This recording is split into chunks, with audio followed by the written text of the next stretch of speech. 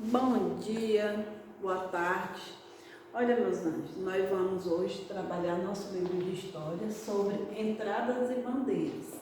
É um conteúdo bem extenso, mas vou fazer um vídeo resumindo um pouco, mas eu preciso que vocês leiam bem o conteúdo, tá? Vamos lá? Entradas e bandeiras.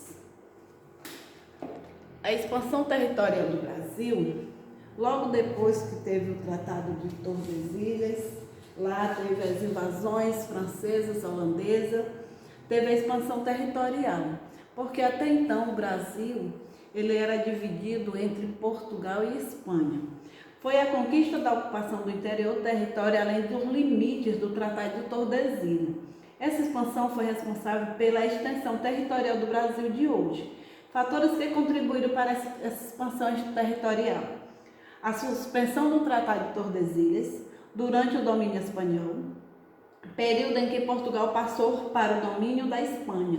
Esse tratado foi suspenso nesse período, onde ocorreu as entradas e bandeiras. As expedições, entradas e bandeiras, o que eles queriam? Terras para a pecuária. E também os jesuítas.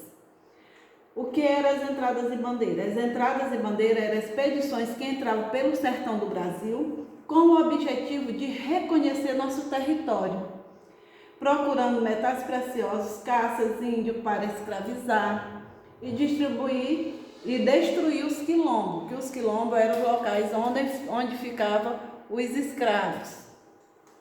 E eles queriam acabar com esses quilombos. As bandeiras eram tipicamente paulistas, pois partiu da vila de São Paulo, portanto, São Paulo é a terra dos bandeirantes, que levava à frente da expedição uma bandeira, daí receberam o nome de bandeiras, tá? Porque todas as pessoas levavam uma bandeira à frente.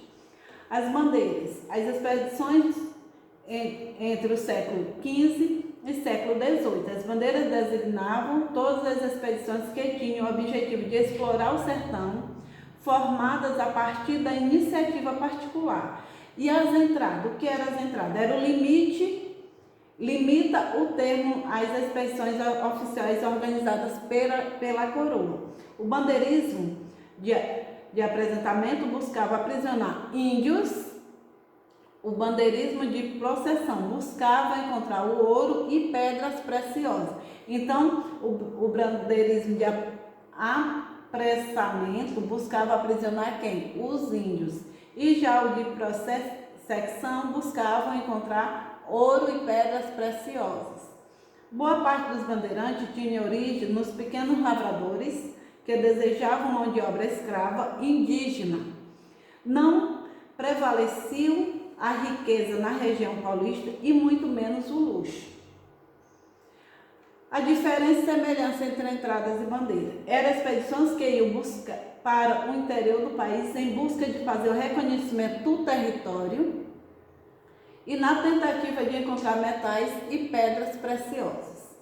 As entradas eram organizadas pelo governo, partiu de Salvador e Olinda, não visava lucro imediato, apenas prospecção, respeitava o limite de Tordesilhas. As entradas, as bandeiras, iniciativa privada, partiu da vila de São Paulo de Piratininga, visava lucro imediato, prospecção e apressamento. Então eles queriam o ouro e também queriam os índios aprisionados. Não respeitavam o limite de Tordesilhas, então eles ultrapassavam todos os limites. As entradas eram expedições que buscavam ouro e metais preciosos, como eu já havia falado antes, e também de defesa do território. Eram realizadas por vias terrestres e eram financiadas pelo governo português. Já as bandeiras eram expedições de apressamento de indígenas, mais tarde foram destinadas também à entrada de metais preciosos, utilizavam vias fluviais e terrestres e eram financiadas por paulistas. Já as monções eram expedições de abastecimento de colonos no interior, levavam mantimentos e eram realizadas por vias fluviais, e assim como as bandeiras eram financiadas por paulistas. Vamos cá? As bandeiras de prospecção eram bandeiras organizadas com a finalidade de buscar metais e pedras preciosas no interior do Brasil. Quando era financiada pelo governo, recebia o nome de entradas. Esse tipo de bandeira era estimulada pelo governo como forma de incentivar a busca por riquezas. Havia a promessa implícita de que os bandeirantes teriam exclusividade na exploração das minas descobertas, razão pela qual os paulistas se envolveram nas guerras dos Emboadas. A descoberta da primeira jazida em Minas Gerais foi de imensa importância para o povoamento da colônia e para solucionar a crise financeira em Portugal. Os principais bandeirantes foram Bartolomeu Bueno da Silva, Domingos Jorge Velho e Raposo Tavares. Tem muitos outros. Depois vou pedir para vocês fazerem uma pesquisa para mim e para as outras tias também, tá? Então, Bartolomeu Bueno da Silva ocorreu entre 1672 e 1640. Ele partiu da região norte do atual estado de São Paulo em direção à região centro-oeste do Brasil. Tinha como principal objetivo o descobrimento da jazida de ouro e pedras preciosas. O Domingos Jorge Velho ocorreu em 1615 e 1613. Partiu do litoral do Nordeste em direção ao litoral paulista. E também Raposo Tavares ocorreu em 1598 e 1658. Partiu da cidade de São Paulo em direção à região sul e centro-oeste do Brasil.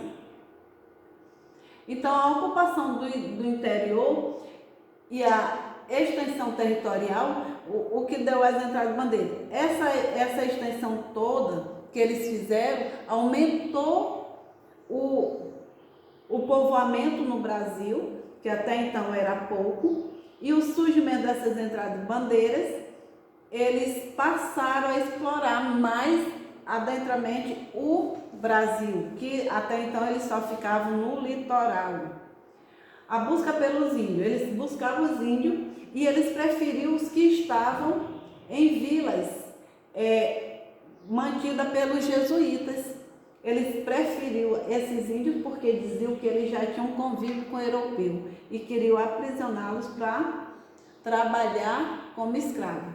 Já os jesuítas não queriam eles para trabalhar, queriam catequizá-los e colocar para a escola, botar eles para estudar, para fazer com que eles tivessem outra forma. Mas os bandeirantes invadiam as aldeias das missões e capturavam todos esses índios.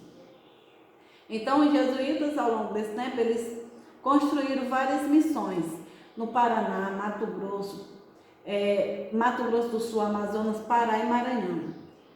E os índios, eles aprendiam muita coisa. Eles aprendiam a ler, escrever, cantar, plantar e ter a fé cristã. As monções, como eu disse para vocês, que era a busca pelo ouro, que eles descolavam dos rios.